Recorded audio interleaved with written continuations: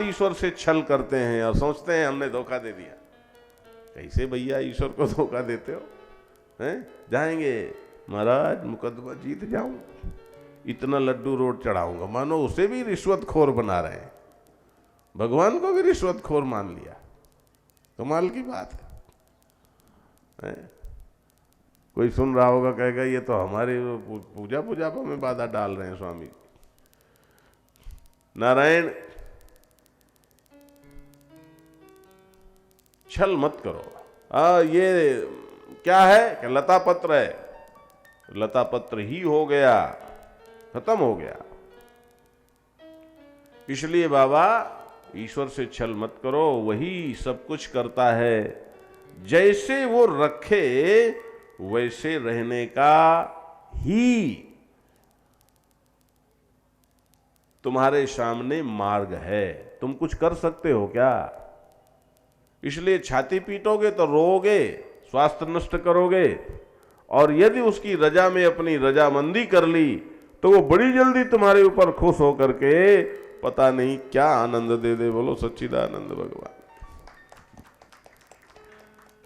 इसलिए नारायण भगवान कहते हैं जो शुभावे अशुभावे न अभिनंदती न द्वेष्टि। शुभ आता है तो फूल के कुप्पा नहीं हो जाता, और अशुभ आता है तो उसको उससे कोई परेशानी नहीं होती, दोनों को सहज भाव से स्वीकार करता है? अच्छा, आप भोजन करते हो, क्या करते हैं, और रोज रोज शौच जाते हो, उसे भी तो करना पड़ता है ना। भगवान कहते हैं तस्य प्रज्ञा प्रतिष्ठिता, उसकी प्रज्ञा प्रतिष्ठित है, स्थिर है। यदा संहर्ते चायम कूर्मोऽंगानि सर्वशः इंद्रियाणि इंद्रियार्थेभ्यस्तस्य प्रज्ञा प्रतिष्ठिता। भगवान कहते हैं जैसे कछुआ चारों तरफ से अपने अंगों को समेट लेता है, वैसे ही यह पुरुष जब अपनी इंद्रियों को विषयों से समेट लेता है और फिर अपनी बुद्धि में स्थित रहता है, तब उसकी प्रज्ञा स्थित है। विषया विनिवर्तन्ते निराहारस्य देहिनः रसवर्जम रसोप्यस्य परम दृष्ट्वा निवर्तते। निराहारस्य, जो निराहार रहता है। निराहार का मतलब क्या हुआ? निराहार का मतलब पेट में न खाने वाला नहीं। निराहार का मतलब जो वासना की दृष्टि से इंद्रियों को विषय सुख नहीं देता है, कि जो भोजन तो करता है लेकिन स्वाद के लिए नहीं, जो भोग तो करता है लेकिन सुख के लिए नहीं। ध्यान देना, पुत्रार्थे क्रियते भार्या, संतानार्थे क्रियते भार्या, पुत्र्यार्थे क्रियते भार्या। नारायण, जो कुछ भी करता है उसके पीछे उसका धर्म और कर्तव्य होता है, भोग नहीं होता। ये भी एक, आप कहोगे और इसमें एंजॉयमेंट क्या है? अरे बाबा, इसका अपना आनंद है, तुम उस आनंद तक पहुंचो तो सही। अच्छा, एक बात बताओ,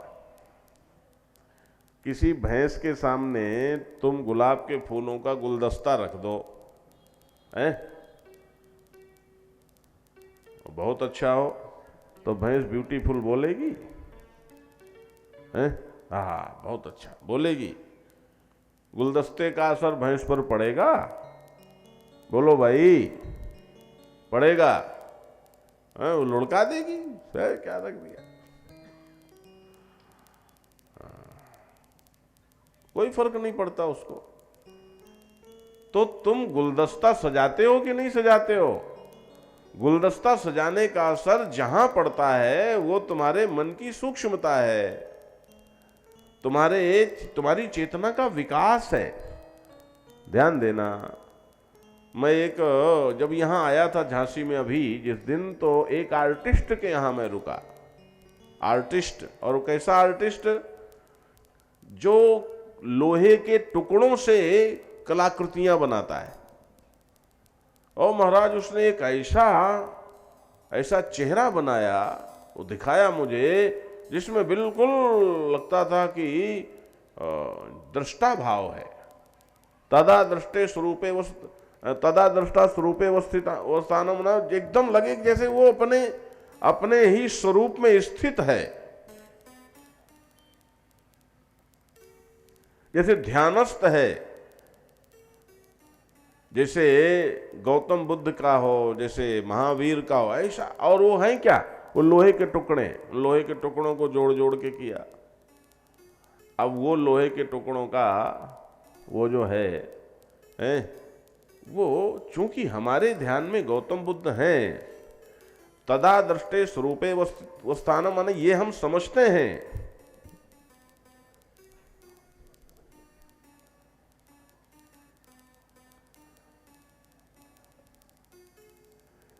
ये स्वरूप में स्थित होना ही दृष्टा भाव है, ये हमको पता है।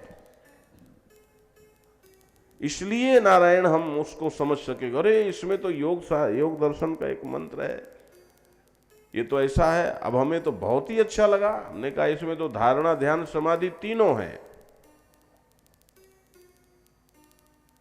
ध्यान देना।